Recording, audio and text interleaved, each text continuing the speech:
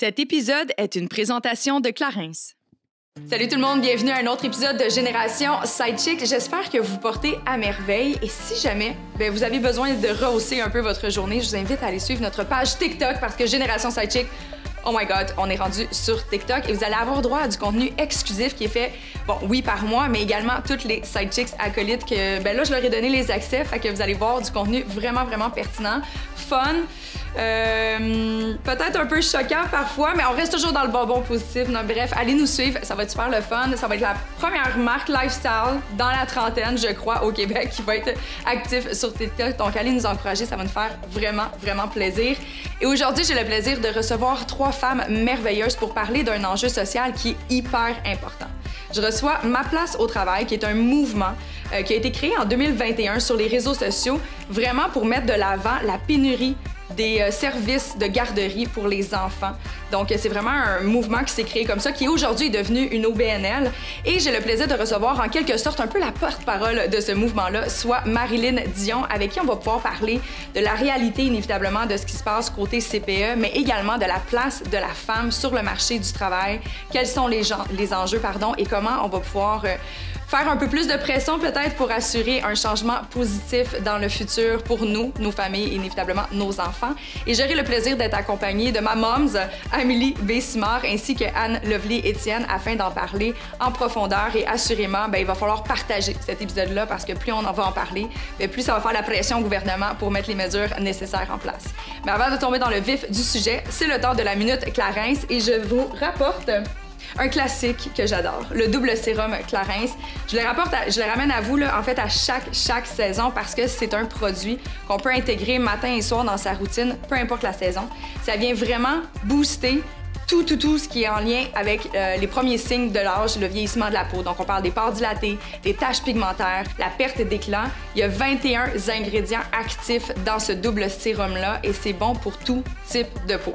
J'invite vraiment à vous le procurer dans une pharmacie près de chez vous ou sur clarins.ca.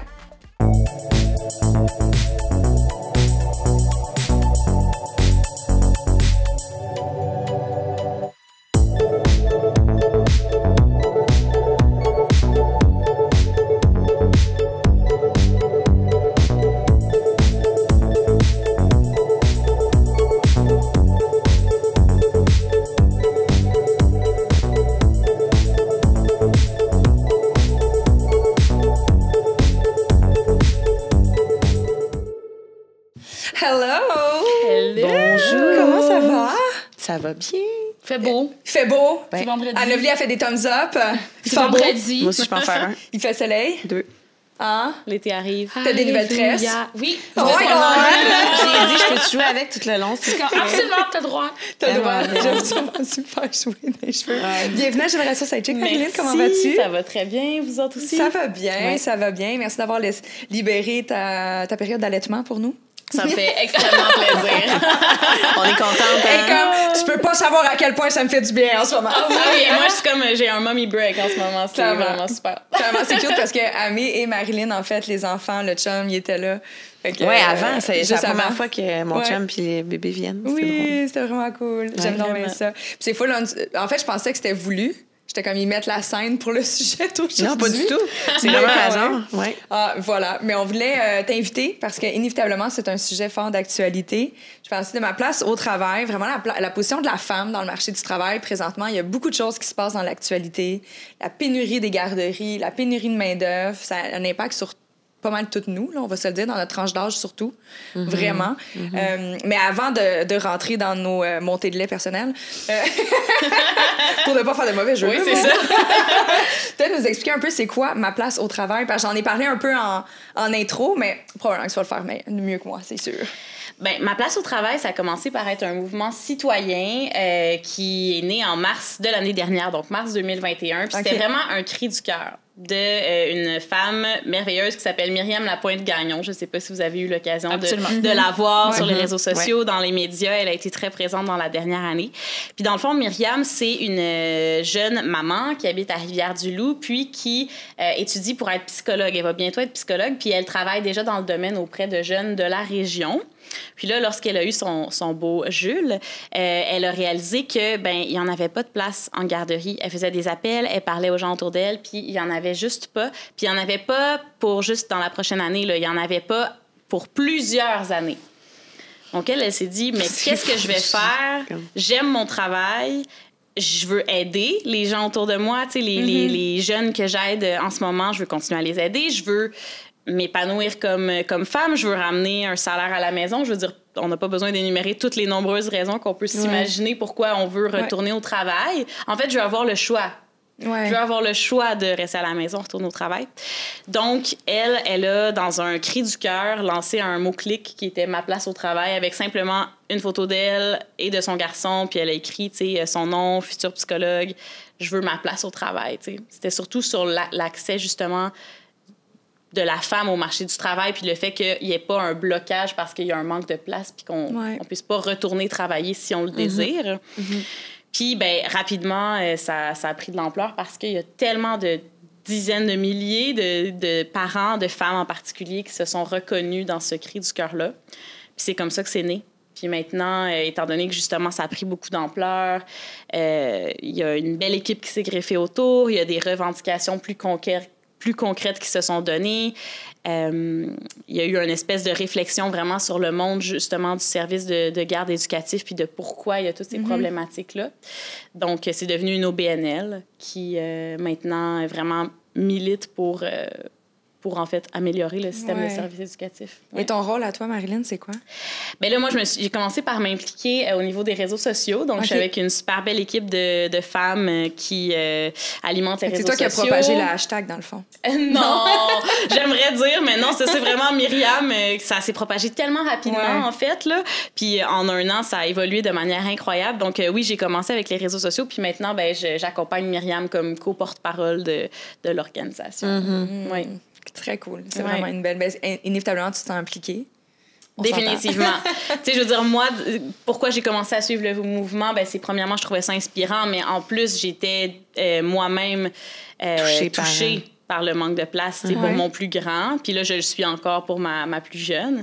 Donc, c'est une roue qui tourne, là, puis ça fait qu'on peut prendre ce sentiment d'injustice-là, puis cette colère-là, peut-être, puis, tu sais, la canaliser dans quelque chose de plus fort. Ça donne beaucoup de pouvoir, en fait, de faire ça.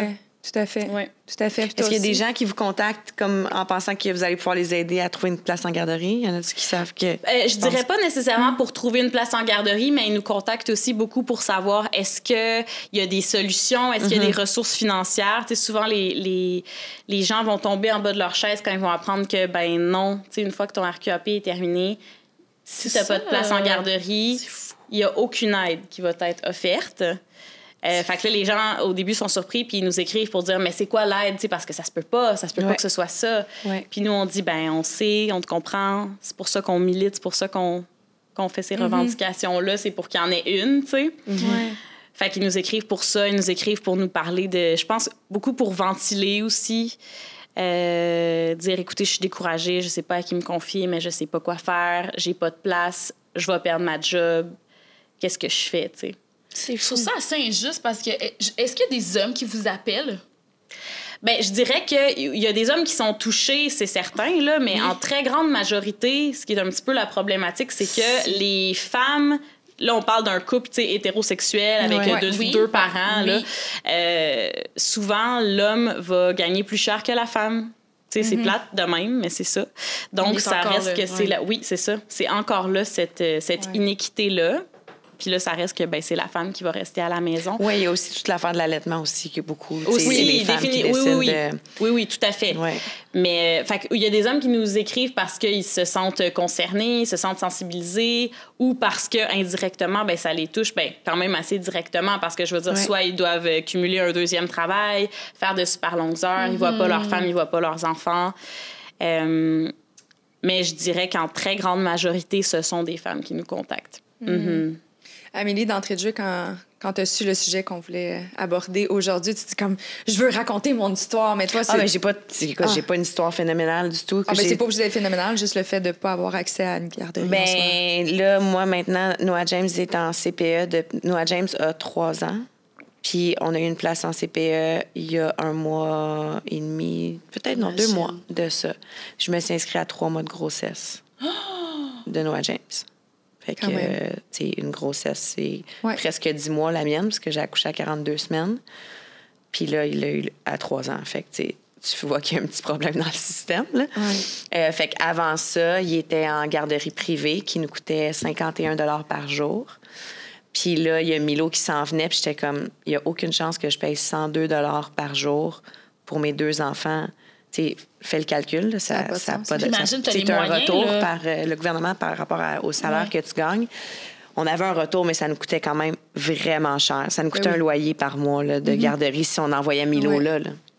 Fait que on était juste comme cross fingers que la CPE va nous appeler. Puis finalement, je suis retournée sur la place 05. Je me suis inscrite à une autre CPE. Il y a une fille qui m'a dit, je pense qu'ils vont agrandir la place. Tu devrais t'inscrire à cette CPE-là, qui était loin de chez nous. Tu sais, moi, je suis sur le plateau Mont-Royal. La CPE, loin, dans le quartier gay, mais le matin, on pogne du trafic, tout ça. Il y en a quand même des CPE dans mon coin, ils m'ont jamais rappelé. Là. Fait que finalement, on a eu une place à cet endroit-là. Okay. Mais, puis là, tu as la priorité parce que il y a la fratrie. Fait que Milo, automatiquement, a une place.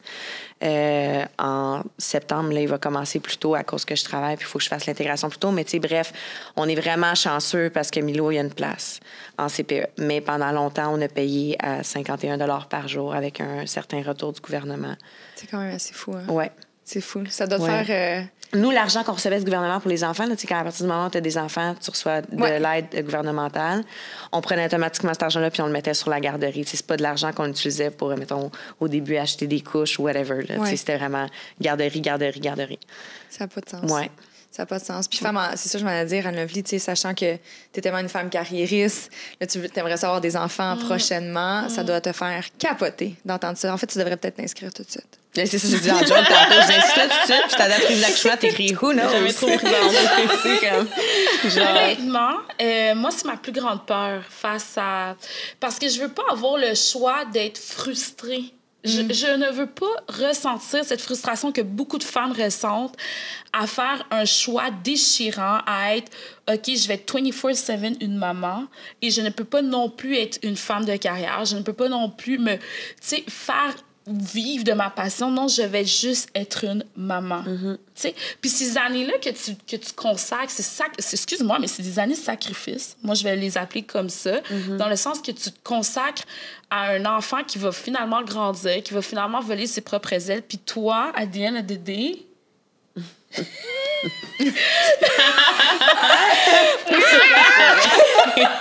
là qu'on se met tous à broyer. Non, mais ça me tu sais, moi, en tout cas, dans mon cas, tu sais, Jérémy, mon copain, aura jamais ce choix. C'est ça qui est fou. Lui, il n'a jamais à se poser cette question-là. Je vais devenir papa, mais je vais continuer à faire de la radio, je vais continuer à aller voir les matchs, je vais continuer... Tu sais, c'est ça que je trouve un peu injuste. Je comprends. Tu comprends ce que je veux dire? Puis ça me fait peur. Je t'entends. Tu m'entends, mais... Oui. Je sais pas pour toi, Kate, mais pour vrai, ça fait peur. Ça fait peur. Je dois avouer, pour moi, c'est pas une réalité qui me colle encore parce que je suis pas en couple. Ouais. Tu sais, c'est pas comme si c'était un projet qui était sur la table ou en discussion. Fait que c'est sûr que là, tu sais... Je vais peut-être m'inscrire à une garderie, enfin, mais c'est parce que dans les faits, j'ai envie de déménager. Fait que là, je vais m'inscrire où, finalement? Tu sais, je le sais pas. Mais tu sais, c'est sûr que je trouve ça un peu effrayant parce que je suis capable de m'imaginer, par contre, dans le futur, avoir cette même crainte-là parce que je suis cette femme qui a besoin d'avoir multiples chapeaux pour me sentir pleinement épanouie. Puis c'est correct et c'est hyper valorisant d'être juste maman. Ben, je dis juste, mais le mot juste, il n'y a pas sa place, mais comme d'occuper les fonctions de maman à temps plein, c'est vraiment parfait. Je me connais, puis je le sais que je vais avoir besoin de continuer à travailler, d'être maman. Je vais avoir besoin de mes girls' night sometimes. Je vais avoir besoin de... Je le sais, fait que je trouve ça, surtout, moi, ce qui me fait peur, puis tu vois, c'est peut-être plus proche de ma réalité étant toute seule, c'est plus parce que dans l'optique que je voudrais peut-être avoir des enfants seuls, ce serait impossible. C'est à ça que je pense en ce moment. Mais pour toutes ces femmes monoparentales. Oui, puis c'est une famille sur 5 qui est monoparentale au Québec. C'est énorme. Énorme. Je savais pas ça. Ouais. Moi, ça m'a vraiment surprise quand j'ai appris cette donnée-là. Puis c'est encore majoritairement, en très, très grande majorité, des femmes qui sont les chefs ouais, c'est ça, des familles monoparentales. Fait que quand t'as pas de place en garderie, là, ben, c'est 100% de ton salaire qui n'existe plus parce que tu peux pas aller travailler. Fait que c'est vraiment, c'est fou. Puis tu sais, je veux faire du millage un petit peu sur ce que tu disais tantôt, justement, sur le fait que, tu sais, pour toi, personnellement, tu avais besoin de t'épanouir et tout ça, puis il y a des mamans qui veulent rester à la maison puis qui s'épanouissent pleinement dans leur rôle de maman, de chérir leur plus petit. Puis, tu sais, je pense que c'est important de dire que c'est une question de choix, dans le fond. Oui. Tu sais, nous, mettons, pour ma place au travail, c'est ça qu'on revendique, c'est le choix. C'est le non-choix, là, qui est un problème puis qui est comme un recul pour la condition féminine. Si une maman veut profiter de ses premières années-là à 100% pour être avec son enfant, bien, c'est super, tu sais, jamais on serait contre ça, je veux dire, c'est vraiment génial, puis c'est des belles années, mais si elle reste à la maison parce que elle peut pas, puis qu'elle se sent s'effacer, elle perd un petit peu son identité, tu sais, au-delà de l'aspect financier, là. Ouais. Il y a tout cet aspect-là de qui je suis au travail 100%, aussi. Là. 100% parce que c'est pas... Tu sais, moi, je dois parler... Pour moi, je suis travailleur autonome, fait que je ne travaille pas de 9 à 5. J'ai des grands moments où est-ce que j'ai pas de travail. Moi, je me rappelle que la journée que Noah James a commencé la garderie, je me sentais coupable la première semaine. Puis après ça, j'étais comme... Mon Dieu, que ça fait du bien d'avoir du temps pour moi, de faire mes trucs. Puis pas nécessairement, justement, que c'était pas nécessairement de la job, mais juste d'avoir du temps pour soi, puis de se retrouver. Moi, c'était ça, je me suis retrouvée, tu sais. Je vais tout le temps me rappeler, à un moment donné, j'étais arrivée chez ma belle-mère, puis elle a dit, t'es rentrée, puis elle a dit, c'est ma Amélie qui vient d'arriver, tu sais, comme... Oh, wow! Ouais, genre, pas que j'étais rendue l'ombre de moi-même, mais j'étais juste comme, je me sentais un peu juste... Puis t'as raison, c'est pas juste maman, mais moi, je me sentais simplement dans ce rôle-là, puis je n'étais pas... Ça me comblait pas. Il me manquait quelque chose. Puis c'est tout un changement, tu sais, d'identité. Je veux dire, on parle de plus en plus du phénomène de matrescence, là, le fait de, justement, lorsqu'on devient mère, tous les changements, oui, hormonaux, mais je veux dire, de notre vie. En fait, c'est notre vie, notre identité complètement qui change soudainement, puis qu'on a un tout petit qui est entièrement dépendant de nous, puis on l'aime tellement, mais on apprend le métier sur le tas, hein, tu sais, quand on veut pas. Donc, on se demande... On dirait que c'est cet nouvel amour-là puis cet investissement-là qui demande, tu sais, c'est un très grand investissement de temps, d'énergie. Ben, tu te demandes, tu sais, qui je suis, est-ce que ce que j'aimais avant, je l'aime encore et tout ça. Fait que ça devient un aspect important de qui on est puis de notre personnalité. Donc, quand après ça, pour certaines personnes, pour plusieurs personnes, je pense, on dirait qu'au début, on se perd un petit peu dans cette espèce de nouveau rôle qui est très, très, très prenant. Puis là, ça fait du bien parfois de retrouver nos anciennes facettes, de se dire « Ah, t'étais là, toi! » Tu sais, t'as toujours été là, finalement, mais... Bon, ça permet, je trouve, de maintenir un équilibre. Moi, c'est comme ça que je le vois. Exact. Tu sais, un aspect va venir nourrir l'autre et vice-versa. Mais est-ce que tu as accès à des statistiques, comme si, exemple, en ce moment, on s'imagine, combien de personnes qui sont sur des listes d'attente? Ça ressemble à quoi le pourcentage ou...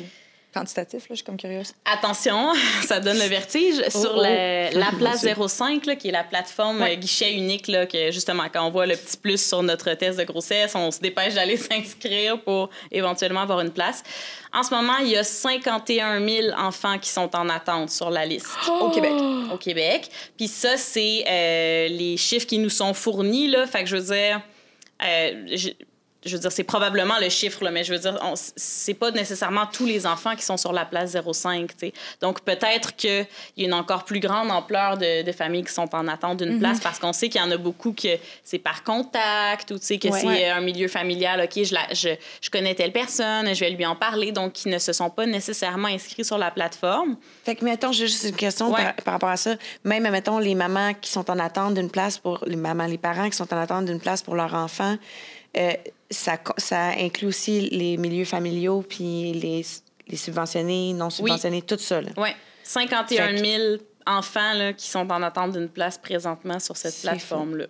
Est-ce qu'on a aussi un aperçu de l'évolution de ça versus, exemple, il y a 3 ans ou 5 ans? Ça s'améliore pas, en fait. Là, c'est comme il y en a de plus en plus. Je pourrais pas dire avec précision là, les chiffres de comme la croissance, mais je sais qu'il y a pas de nouvelles places, tu sais, pratiquement qui sont créées. En fait, il y en a des nouvelles places qui sont créées, mais il y a tellement de milieux qui ferment aussi. Fait que je veux dire, en tout et partout, c'est des peanuts, là, le bilan final. Donc, ça reste au-dessus de 50 000 enfants. C'est fou. Mais qu'est-ce qui crée ça? Ben, c'est ce que j'allais dire, c'est un baby boom. Est-ce que c'est le fait que les éducatrices, il en manque énormément, elles sont mal payées, elles aussi, elles revendiquent leurs droits, leur salaire. C'est quoi? C'est comment ça se fait qu'il y a autant un manque? Ben, c'est tellement une question complexe. Tu sais, je veux dire, c'est ça, on parle du manque de place, puis tu sais, c'est vraiment une crise qui est multifacette, là. Mais il y a beaucoup des éléments que tu viens de nommer. Premièrement, il manque d'éducatrices. Il y a une pénurie d'éducatrices, puis la profession n'est pas valorisée. Tu sais, je veux dire, les salaires sont pas intéressants, les conditions de travail... il y a eu une négociation là, qui a été faite tout récemment, là, à l'automne, justement. Là, on en a beaucoup entendu parler. Puis, tu sais, c'était avec raison, les éducatrices revendiquent des meilleures conditions. Je veux dire, c'est tellement... N'importe qui a des enfants, là, sait comment c'est exigeant. Non, mais je les admire tellement. C'est comme j'ai l'ampleur de la job. J'ai plein de frustrations. Je comprends pas pourquoi ça, le système éducatif. Pourquoi que c'est... On investit dans notre futur. Ils sont prêts à dépenser plus d'argent sur des routes, sur des ponts illuminés, sur le look and good, genre on va attirer les touristes au lieu d'investir dans la future génération qui va prendre la relève. Ça fait pas de sens. Puis tu sais, c'est tellement plus... Les éducatrices, là... Mon Dieu, j'ai une admiration sans fin pour les éducatrices parce qu'ils font tellement plus que prendre soin de nos tout-petits, ce qui est déjà beaucoup, mais je veux dire...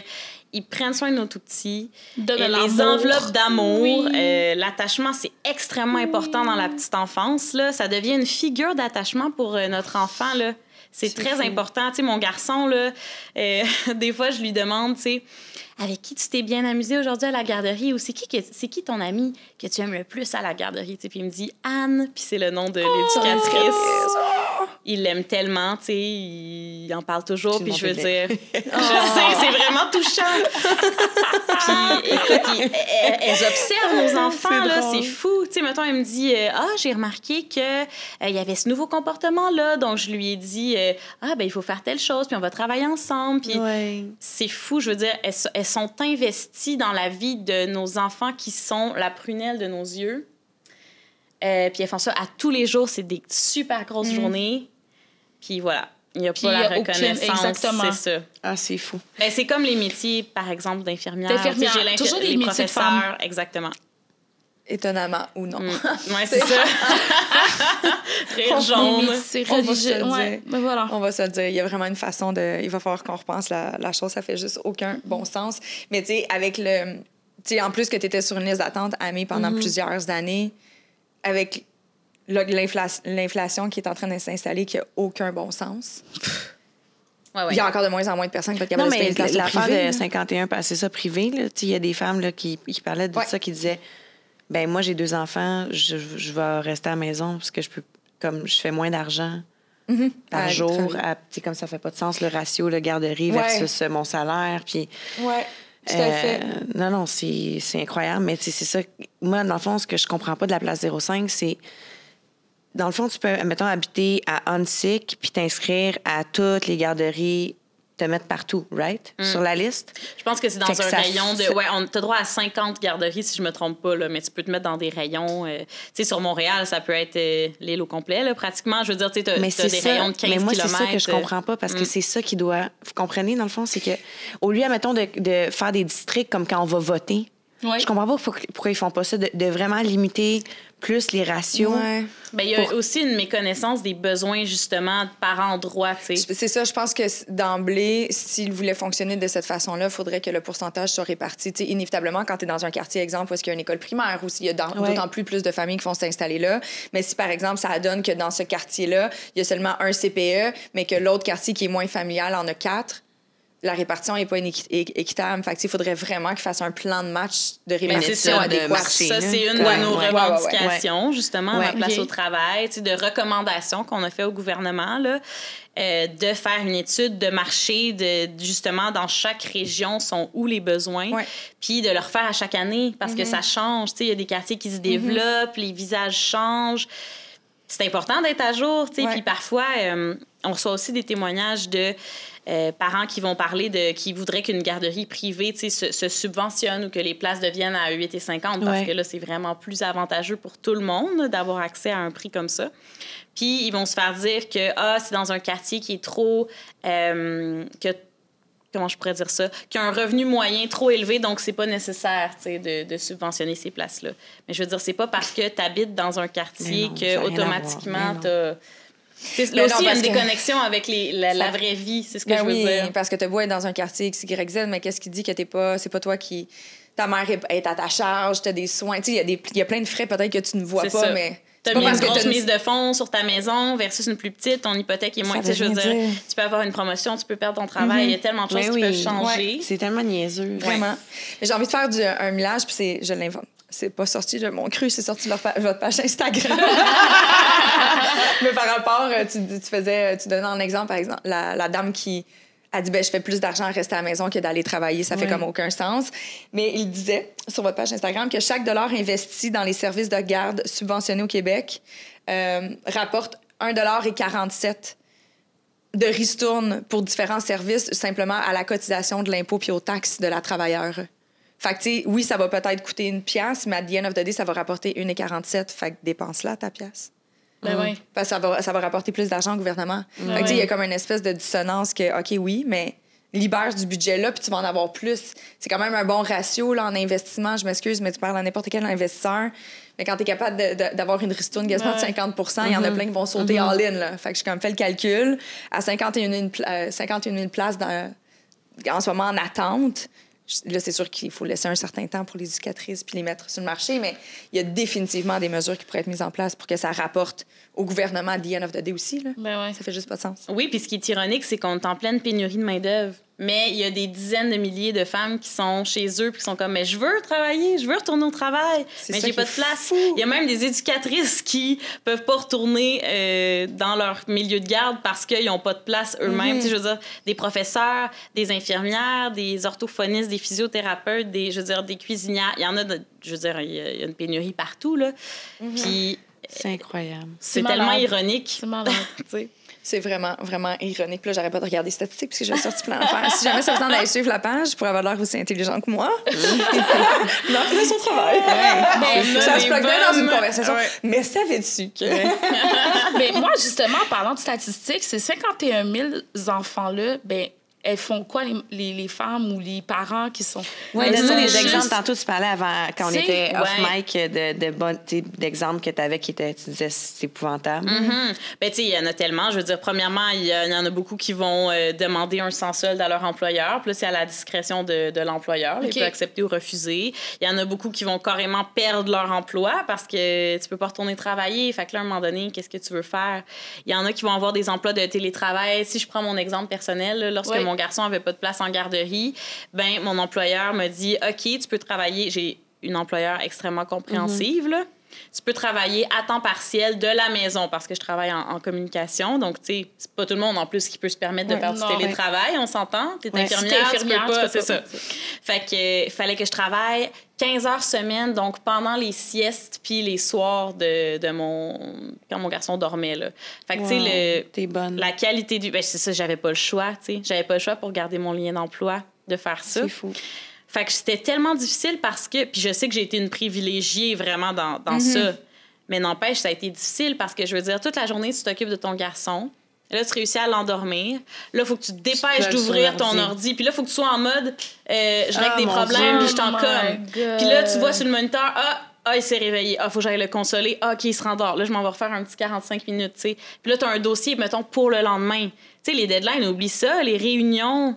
Je répète, là, mon employeur a été tellement compréhensif. Il en faut des employeurs comme ça. Oui. Il en faut beaucoup. Oui. Puis, mais même, des fois, parfois, les employeurs sont très compréhensifs, mais justement, tu peux pas faire du télétravail par la nature de ton travail. Ton fils, avec quel âge? Ça a été de quand il y avait 10 mois à 19 mois.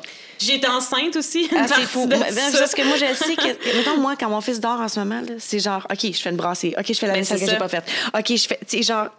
En plus que là, toi, il fallait que tu fasses ça, plus travailler, c'est fou. J'étais comme, honnêtement, tu sais... Charge mentale. C'est ça, la charge. Puis ce qui était le plus triste, moi, je trouvais, ou le plus difficile, c'est que je me sentais vraiment pas du tout à 100% dans mon travail, ni à 100% dans mon rôle de mère. Parce que, tu sais, quand j'étais avec mon garçon, moi, toi, je jouais dans le corridor de sable. Mais là, je viens de recevoir un courriel parce que, tu sais, je veux dire, c'est les heures de travail que tous mes collègues travaillent. Fait évidemment, ils m'envoient des courriels, des textos. Fait que je regardais ça un peu tout en m'occupant de lui. Puis là, tu culpabilises parce que, je veux dire, tu devrais être 100% présente et pour ton employeur. Tu sais, quand ça fait 10 ans que tu travailles, t'as une éthique de travail, t'as comment tu voudrais être comme professionnel. Puis là, t'as la réalité, puis t'as aussi ton rôle de maman, comment tu voudrais être comme maman. Je sais que moi, personnellement, tu sais, je me mets beaucoup de pression pour justement... j'en connais une aussi comme ça. Bien stimuler ton enfant, t'assurer qu'il est bien. Et boy, fait que c'est ça. Ouais. Fait que ça, c'est mon exemple, mais je veux dire, je sais que j'ai été une des privilégiées parce qu'on a aussi des témoignages que c'est... la grand-mère qui s'occupe le lundi, mercredi, l'autre grand-mère qui s'occupe le jeudi, vendredi, puis là, le chum qui prend off, pour essayer d'arriver. Exactement. C'est après ça, bonne chance, la pandémie, c'était ça, François Legault qui disait demander aux aînés de garder comme... De quoi tu parles? Probablement, il y a plein de monde qui ne sont pas nécessairement en relation avec leurs parents ou que la grand-mère n'est pas en condition de garder. Il y en a qui sont décédés. Oui, non, mais qui sont juste pas physiquement... Hey, c'est de la job d'occuper d'un enfant. Faut que tu le prennes dans tes bras, faut que tu le soulèves. Je veux dire, c'est... En tout cas, je trouvais ça tellement... Déconnecté de la réalité. Déconnecté de la réalité, pour être poli. Puis d'autres témoignages, c'est carrément des mamans, justement, monoparentales qui... Leur seul recours, c'est l'aide sociale. Fait qu'elles sont sur l'aide sociale parce qu'il n'y a pas d'autre choix. Sauf qu'elles veulent retourner travailler, tu sais. Elles sont sur l'aide. Imaginez, tu sais... Ça coûterait quand même moins cher à the end of the day de leur payer de donner des services de garde versus de payer de l'aide sociale.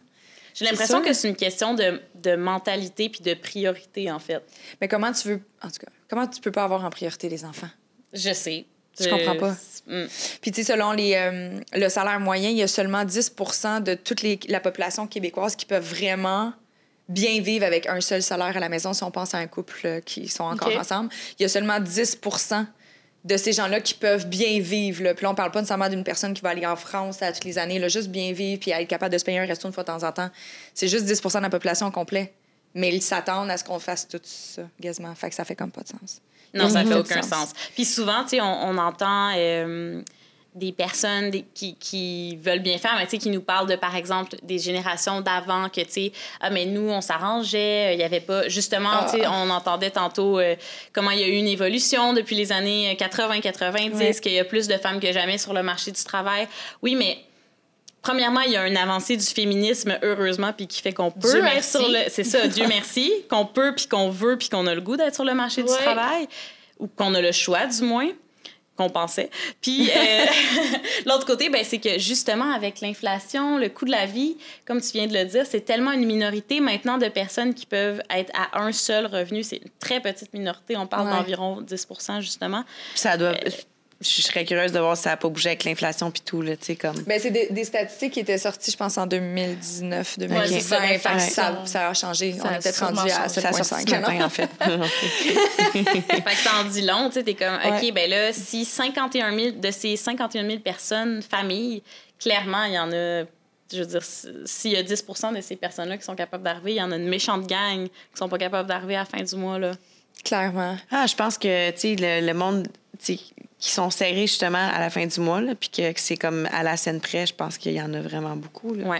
Beaucoup plus qu'on pense, tu sais. Ouais. Mais est-ce qu'on a des solutions? Est-ce qu'on a des solutions? C'est sûr, tu sais, vous avez fait des recommandations, mais pour ces 51 000 familles-là, tu sais, même moi, mettons, j'avais un bébé, puis je serais à la maison en train d'essayer d'écrire un article avec un bébé qui pleure. Tu sais, je me demande... Tu m'appellerais. Sa mère. C'est sa mère. Oui, ma mère. Mais tu sais, ma mère travaille encore. Fait qu'est-ce que je fais? Qu'est-ce que je fais? Tu sais, est-ce qu'il y a des solutions? Bien là, nous, c'est pour ça que, justement, une des choses principales qu'on demande au gouvernement, c'est on peut-tu, en attendant de compléter le réseau? Parce que là, on nous dit...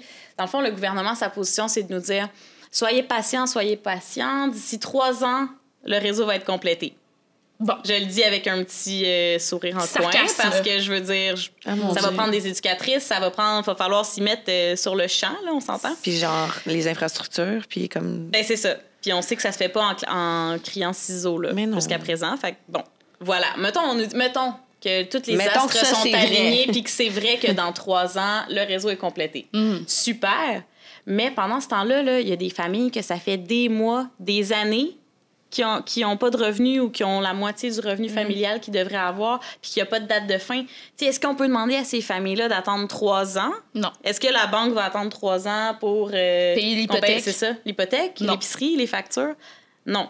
Fait que nous, ce qu'on demande, c'est pourriez-vous au moins offrir une aide d'urgence financière temporaire aux familles qui n'ont pas de place pour pallier à ce manque de revenus-là, qui est là en grande partie parce que le réseau a manqué d'amour puis a été délaissé, t'sais. Fait qu'on peut-tu les aider, les familles? Comme on a aidé, par exemple, les entreprises pendant le COVID, comme on aide... ils disent que non, c'est pas possible puis qu'il faut être patiente, dans le fond, que ça s'en vient. OK. Fait qu'il faut être patient. Fait que pendant ça, je vais perdre ma maison, je vais rusher à payer l'épicerie, puis comme quoi... C'est totalement injuste. Ouais. Ça revient toujours au même. C'est juste que le calcul, il est juste pas pertinent. Faut que tu fasses rouler ton pied 8. Genre, faut que tu travailles. Je sais pas. Tu peux pas juste demander à tout le monde de stagner puis de s'appauvrir. La population. Ça va nuire à la province. Mais je suis curieuse de savoir, là, on parle du Québec inévitablement, mais est-ce que tu as un portrait de ce qui se passe, par exemple, chez nos voisins en Ontario? Ils ont-tu le même genre de problème? Je dois avouer que je m'y connais pas assez, là. Non, moi non plus. C'est une très bonne question. Parce que souvent, malheureusement, on est pire que toutes les autres provinces. Bien, je sais que là, par exemple, tu sais, le gouvernement fédéral a pris vraiment le modèle du Québec comme un exemple parce que le Québec a quand même beaucoup de CPE. Tu sais, je veux dire, on peut être fier des CPE là, depuis 25 ans. Puis c'est pas le cas, c'est pas la même situation dans les autres provinces. Donc, le gouvernement fédéral... Tu penses que c'est pire? C'est plus le modèle privé, en tout cas, beaucoup. Donc, le gouvernement fédéral a dit, je vais vous remettre de l'argent pour un petit peu imiter, ou du moins s'adapter là, à chaque province, mais imiter un petit peu ce modèle-là parce que c'est un bon modèle, puis ça assure, pour tous les bienfaits de pourquoi, à la base, il y a eu la création des CPE, tu sais, l'égalité des chances, justement, l'égalité des sexes aussi avec hommes et femmes qui peuvent être au travail. Puis le gouvernement fédéral a donné 6 milliards au gouvernement du Québec, en plus, pour bonifier le réseau. Puis le gouvernement du Québec l'a investi ailleurs, mais on ne sait pas où. On ne sait pas qu'est-ce qu'il a fait avec. Tu me niaises? Non. Qui ce 6 milliards-là? On ne sait pas. On se le demande. C'est une blague? Ils disent quoi? Et ça a été un petit peu, tu sais, je veux dire, le gouvernement Trudeau a dit on vous offre 6 milliards pour bonifier le réseau. Puis le gouvernement provincial a dit ben là, c'est nous qui décident de ce qu'on fait avec nos montants. Tu sais, il y a comme c'est sorti publiquement, là, comme quoi il disait ben là, c'est nous qui va décider de qu'est-ce qu'on fait avec cet argent-là. Puis là, ben on ne sait pas, c'est mystère et boule de gomme. Puis là, il y a pas... Oui, il y a des investissements qui vont être faits, justement. On dit que le réseau va être complété dans 3 ans et tout. Mais pour ce qui est de l'aide d'urgence, par exemple, qui coûterait vraiment pas 6 milliards, là, on s'entend, c'est pas possible. C'est une blague. C'est vraiment fâchant. C'est ça qui... c'est pour ça qu'on est en colère, tu sais. C'est très fâchant. Puis on reçoit les témoignages de parents tellement impuissants puis tellement en colère. Puis on dirait que ça alimente ce sentiment de se dire, mais Colin, est-ce que on pourrait prendre au sérieux cet enjeu qui est tellement important? Parce que ça a tellement des répercussions aussi, tu sais, sur toute mettons, cette petite famille-là, là, tu sais, qui n'a pas de place en garderie, là, que la mère travaille plus. Puis là, tu sais, le père qui rush à travailler plus. Puis là, tout le stress que ça amène dans cette bulle familiale. Puis là, peut-être que le couple va se laisser parce que ça va crissement mal. Puis, tu sais, c'est tout ça qui découle de ne pas avoir une place en garderie. Tu sais, c'est pas juste genre, moi, en tant que femme, je peux pas retourner travailler. C'est beaucoup plus grand que ça, tu sais. Puis le stress énorme que les parents vivent, ça impacte le bien-être de l'enfant puis le développement de l'enfant.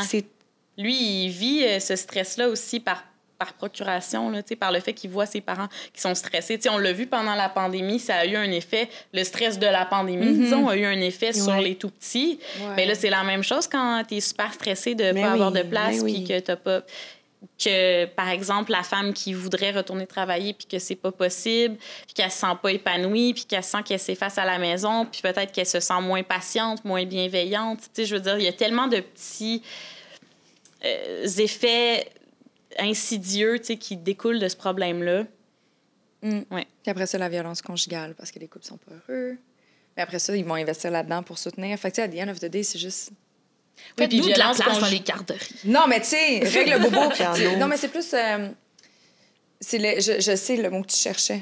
Je le cherche aussi en ce moment, mais je suis pas capable de le donner. Mais c'est l'effet domino. Les dommages collatéraux. Merci! Tu l'as dit, puis je l'ai Les dommages collatéraux. Oui, voilà. Mais tu sais, c'est... En fait, c'est très représentatif de notre domaine, de notre secteur de la santé. T'sais, on dirait même un médecin, aujourd'hui, on a tendance à mettre des band-aids. T'as un problème, voici un médicament qui va soulager tes symptômes au lieu d'aller trouver la source de tes symptômes. Mais c'est un peu la même affaire, c'est que les dommages collatéraux sont infinis là, après. Ouais. Ça a comme aucun sens, tout ça, juste parce que... je sais pas ce que ça va faire avec le 6 milliards. Parce que maman peut retourner mais... travailler. Ouais, parce que maman veut aller travailler, mais là, en plus, il y a une pénurie de main-d'œuvre, fait qu'ils font pas plus d'argent. Puis c'est le calcul, il est simple. C'est les données que vous avez présentées, ça, je présume que vous les avez également évoquées lors d'une assemblée quelconque. Oui, il y a eu beaucoup de rencontres. Je veux dire, on a eu des rencontres avec le ministre Boulet, là, le ministre du Travail, qu'on a... Tu sais, je veux dire, on a une équipe là, de femmes extraordinaires, brillantes, de brain vraiment économiques, qui nous sortent des données qui sont appuyées. Tu sais, on n'arrive pas là avec seulement des prières et des demandes qui sont farfelues. Là. C'est vraiment appuyé. Puis, je veux dire, on a un mémoire, d'ailleurs, sur notre site web qui est bourré de faits, tu sais, vraiment hyper pertinent, qui justifie toutes nos recommandations au gouvernement. Mais ça semble pas être une priorité. Je pense que c'est vraiment ça qu'on se rend compte, finalement, après... Mais moi, ça me fâche. Ça me fâche parce que vous allez comprendre parce que là, justement, c'est les élections. On arrive aux élections bientôt. Notre cher premier ministre est en train de faire campagne, mais une campagne sur la longue. Tu sais, c'est comme... J'entends des enjeux comme ça dans lesquels... C'est la base, c'est nos adultes de demain. Nos petits bouts de chou, c'est eux qui vont se soulever ou probablement qui vont peut-être soigner le premier ministre en couche dans un centre d'hébergement. Comprends-tu ce que je veux dire? C'est une roue. C'est une roue qui définitivement. tourne. Et là, l'enjeu de la campagne, c'est un enjeu de peur de la langue, que la langue française va disparaître. Non. C'est la santé et l'éducation qui devraient être des enjeux les plus importants.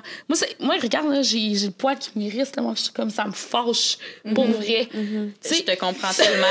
Je te comprends tellement. Tu parles des enjeux de la langue, oui, mais s'il y avait un système éducatif vraiment béton, on pourrait la maintenir, la langue.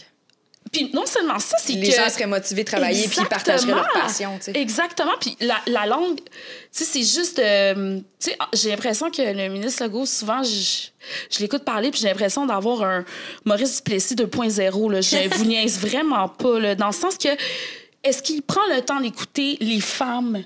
Oui, mais c'est ma question, c'est ça. Quand vous y allez, là, que vous êtes allé présenter à l'Assemblée nationale, que tu disais, est-ce que votre feeling après, est-ce que vous êtes senti prise au sérieux? Par les gouvernements comment en place, vous sentez, sentez-vous que c'est de la bullshit qu'on vous dit puis que c'est juste pour régler, pas pour vous taire, mais un peu? On a eu une rencontre avec... moi, j'étais pas présente, là, mais je veux dire, mes collègues ont eu une rencontre avec Isabelle Charest, qui est la ministre de la Condition féminine. Puis, je veux dire, il y a pas vraiment eu d'écoute, là, puis elle s'est jamais prononcée publiquement sur... Pourtant, on s'entend que c'est un méchant recul de la condition féminine, là, le fait que des femmes soient obligées, comme je l'explique, le non-choix de retourner travailler puis de dépendre financièrement aussi de leur conjoint, de leur conjointe. Méga recul. Vraiment une vulnérabilité qui s'installe. C'est un super gros recul pour la condition féminine et on n'a pas un mot de la ministre, malheureusement. Donc, ça nous semble pas être une priorité. Je veux dire, quand on voit tout ce qu'on a fait... C'est tellement frustrant, là. C'est une femme en plus. Je sais, mais oublie jamais que cette femme est sous le pouvoir d'un homme qui lui dit quoi dire, quoi faire. C'est ça qui me frustre parce que cet homme-là qui est en pouvoir, lui, ce qu'il veut, c'est l'économie. Tu sais, c'est ça, c'est un peu, ça se tient pas. C'est une politique qui veut être beaucoup plus économique, de faire de l'argent, des hommes d'affaires. Oui, mais il n'a pas compris, il n'est pas smart, là, parce que le calcul de tantôt, il est facile à comprendre. Exactement. Fait que c'est comme, mais non, c'est nos enfants et nos femmes qui bâtissent une société de demain. C'est ça qui m'enrage dans tout ce que tu dis, tu sais. Oh non. Crois-tu qu'il y aurait des solutions, je veux dire, alternatives, mais on s'entend, on pourrait jamais, ça sera jamais... Ça sera jamais on top, s'entend, là. Mais exemple, que le gouvernement ne prend pas position. Qu'est-ce qu'on peut faire? Qu'est-ce que nous, on peut faire, tu veux dire? Est-ce qu'on peut recruter des mamans immigrantes qui peuvent faire des, je sais pas, des formations, puis on les prend, puis c'est souvent ces femmes-là, d'ailleurs, qui prennent le rôle d'éducatrices, qui remplissent les postes. Mais parce que dans leur pays, c'est plus valorisé. C'est beaucoup, beaucoup valorisé d'être avec des enfants. Ben, tu sais, c'est parce que tout ça dépend quand même. Tu sais, je veux dire, pour être une éducatrice, ça prend une formation, là. Je veux dire, c'est super important. On peut avoir un milieu familial, évidemment, là. Puis même à ça, on a certaines formations, évidemment, là. Je veux dire, ne s'invente pas n'importe qui d'avoir un milieu familial, là, tu sais, de qualité, puis aimant. Fait que, je veux dire, mon Dieu, c'est sûr là, que les gens, étant donné l'inaction du gouvernement, ont comme essayé d'avoir un système de soutien, que ce soit en s'appuyant sur ses proches ou, tu sais, justement, il y a beaucoup de mamans qui ont décidé, ben moi, je vais me partir un milieu familial parce que j'ai pas de place, fait que je vais un petit peu régler la situation. Puis j'espère beaucoup que la majorité de ces mamans-là avaient envie aussi de le faire parce que, tu sais, c'est un gros investissement de son temps. Tu sais, une réorientation de carrière, là. Tu veux pas faire ça par dépit. T'sais. Fait que j'espère sincèrement que ces femmes-là en avaient aussi envie puis qu'ils se sont épanouies là-dedans. Mais je sais que c'est pas le cas pour toutes. Je sais qu'il y en a que c'était vraiment un non-choix aussi. Fait que je pense que c'est ça. Les gens s'arrangent comme qu'ils peuvent avec les moyens du bord. Mais tu sais, toute cette...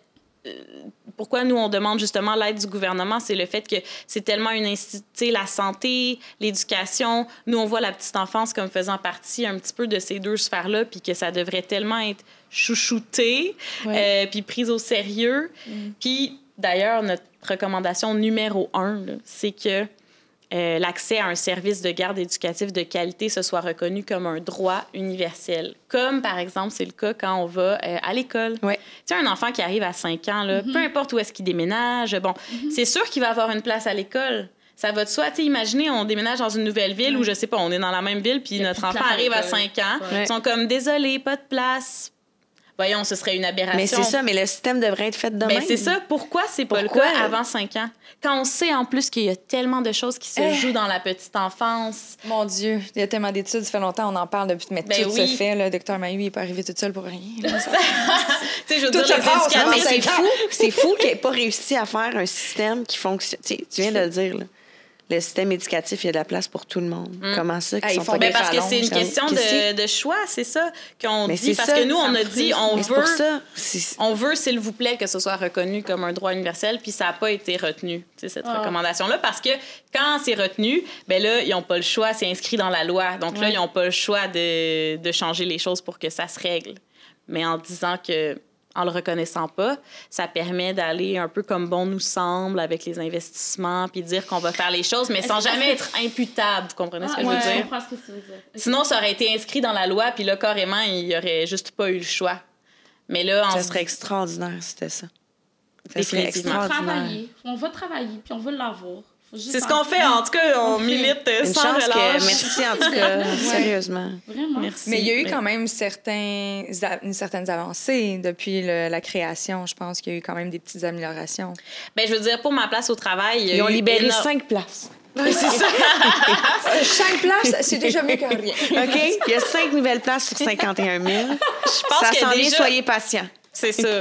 Ça a mis de l'avant, en tout cas, l'enjeu, ça, c'est clair, parce que, je veux dire, on a vu un rassemblement de parents. Là, c'était pas juste toi qui en parles avec tes amis de filles dans un souper, là, c'était vraiment comme, OK, ça commence à prendre de l'ampleur. Tu sais, quand Myriam, justement, comme je l'expliquais, a parti le mouvement, puis que là, ça devenait vraiment intense sur les réseaux sociaux, tellement que là, les médias s'en sont mêlés. Myriam doit avoir fait plus de 300 entrevues, là, en 1 an, donc c'est vraiment énorme. Elle a été sur toutes les tribunes pour parler du message, répéter le message, la détresse des parents. Elle a rencontré le ministre Lacombe. On a fait des journées d'études avec Pauline Marois, qui est la créatrice des CPE. On a déposé un mémoire. Mais tu vois, Pauline Marois, c'est parce qu'elle était une première ministre. Oui, mais là, c'était quand elle était ministre de, je ne veux pas dire n'importe quoi, mais je crois ministre de l'Éducation. Oui, mais encore une fois, c'était une femme qui... poussé. C'était son bébé. C'est son bébé, les CPE. C'est son bébé. Ouais, c'est ça. Toi, tu as vraiment l'impression que c'est les hommes qui nous bloquent à 100%. Ben, dans la politique, en ce moment, j'ai cette impression-là.